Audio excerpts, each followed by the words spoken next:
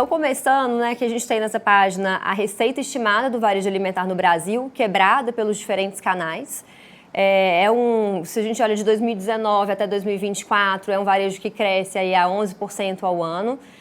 O atacarejo, agora em 24, já passa a responder por quase metade do faturamento do setor. Então, ele sustentou o crescimento, né, consistente ao longo dos períodos, mas esse crescimento ele vem se desacelerando. E esse crescimento do atacarejo agora está cada vez mais sustentado por abertura de novas lojas e menos por crescimento do same store sales, crescimento dentro das mesmas lojas, mostrando ali um desafio, né, para o formato, que a gente vai falar um pouco mais à frente. A gente vê os supermercados tradicionais resilientes, estão crescendo nos dois períodos, né, se a gente olhar a série inteira, de 19 a 24, 9%, na série mais recente, né, 10%. A gente vê hipermercados, o varejo tradicional, que é esse azul mais clarinho, andando de lado, então, né, bastante desafiado por esses novos formatos, e os hipermercados como o formato que mais sofre. Então, consistentemente decrescendo e decrescendo ainda mais intensamente nesse segundo período, né, nessa série mais recente de 21 a 24. Conveniência ainda é um modelo que no Brasil não é, né, tão significativo, representa apenas 1%, segue crescendo, mas ainda com uma proposta de valor, com desafios de rentabilidade ainda a serem, né, endereçados.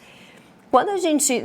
não tem ainda os resultados de 2025, nosso ano fechado de 2025, mas o que a gente, né, vê dos dados preliminares, o que a gente escuta, né, conversando com executivos da indústria e do varejo, é que em 2025 esse crescimento aconteceu, mas ele aconteceu diferente. Ele aconteceu cada vez mais puxado por preço e não por volume, o que, né, coloca um grande desafio, né, para o que a gente vai ter aí nesse próximo ano, um ano onde o cenário macroeconômico ainda vai estar desafiador, né, com todas as incertezas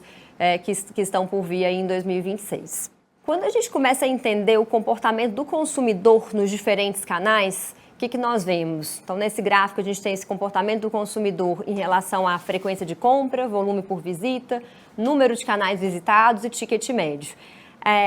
A linha azul clarinha ali, que, né, começa no 100, na base 100 em 2019, chega a 129 em 2025, é o número de canais visitados. Então, esse número de canais visitados ele aumentou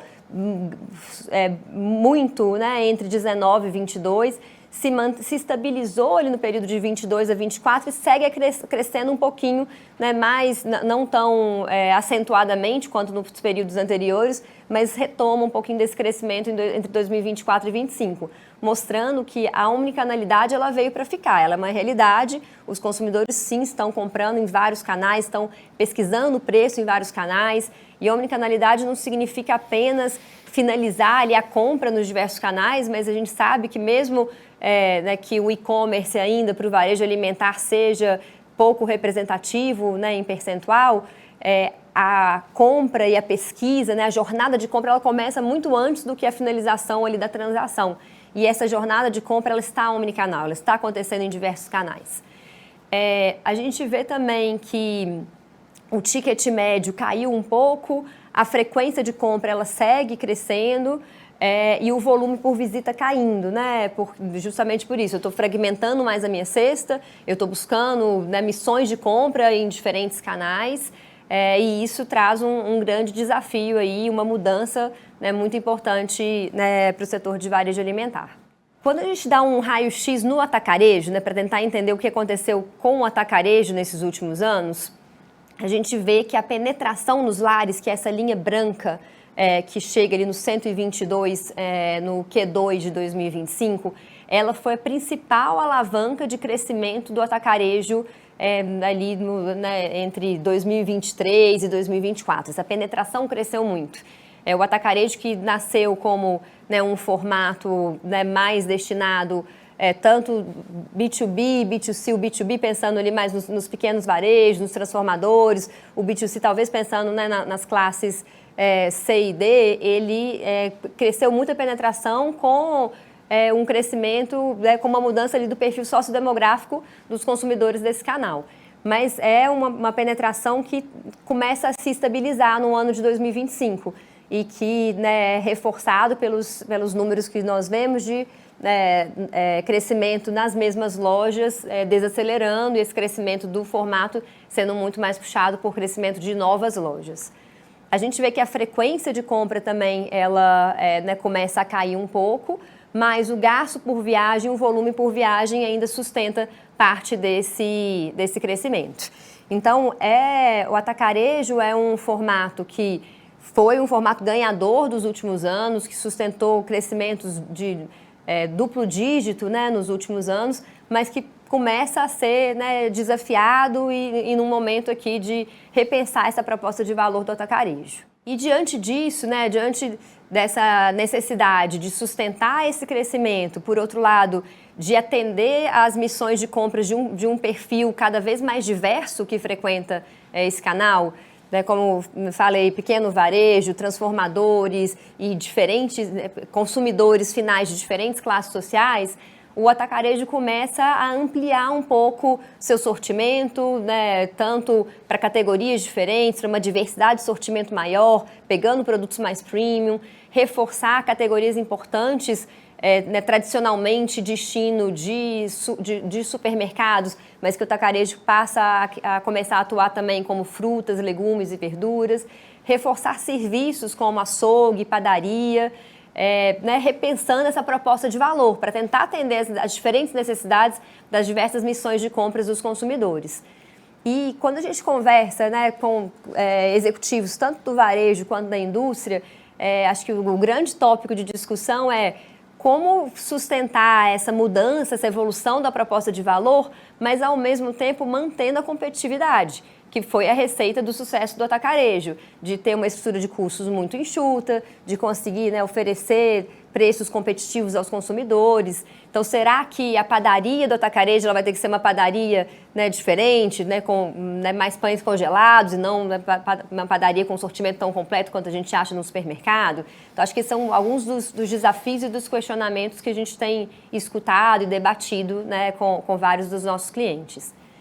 E nessa página é interessante ver à direita que, apesar de ainda não serem tão representativas, outras missões de compra que não eram as missões de compra tradicionais do canal, como urgência e proximidade, são as que mais apresentam crescimento entre 23 e 25. Então, no gráfico a gente vê ali, né, missões de urgência, necessidade específica, proximidade, reposição e abastecimento. Em branquinho, como que foi o crescimento do total do mercado, em azul escuro, qual foi o crescimento no formato atacarejo. Então, o atacarejo cresce mais em todas as missões de compra, em comparação com o total do mercado, mas o que mais cresce são essas missões de compra que não eram as tradicionais, né, do formato, mas evidenciando essa busca do consumidor por tentar atender diversas das suas necessidades. E acho que quando a gente fala do crescimento do varejo alimentar, da evolução do varejo alimentar, não dá para falar desse tema sem falar dos players locais e regionais. É muito interessante quando a gente discute com os nossos colegas da McKinsey de outras regiões, né, de outros países, e compara e explica como que é a dinâmica do mercado no Brasil versus, né, outros mercados como Estados Unidos, Europa, que no Brasil o nível de consolidação no varejo alimentar ainda é muito menor do que a gente vê internacionalmente. E acho que a razão, né, disso é da força que existe no Brasil dos players locais e regionais. Então, do lado esquerdo do gráfico, a gente mostra a variação do volume por tipo de varejista. Então, tanto nos períodos de entre 23 e 22, quanto entre 24 e 23, em ambos os períodos, os varejistas locais e regionais cresceram mais do que os varejistas nacionais. E quando a gente olha à direita do gráfico, à direita da página, com a lista dos top 10 players pela listagem da Abras, 6 desses players são locais ou regionais e eles concentram 30% da receita total de todos os top 10 players. Então, são players muito fortes que conseguiram entender que no Brasil one size fits all, né, uma solução apenas para poder atender a todas as regiões, não é um modelo que funciona. A gente tem que entender a regionalidade, a gente tem que entender as especificidades das necessidades dos consumidores em cada uma das regiões do nosso país. E acho que cada vez mais os players nacionais agora têm buscado também esse entendimento, essa adequação do sortimento, da experiência de consumo nas suas lojas, para reconhecer essas necessidades que são diferentes em cada uma das regiões. Então, esse respeito ao regionalismo é super importante. Acho que agora, né, acabamos de passar por período de Black Friday,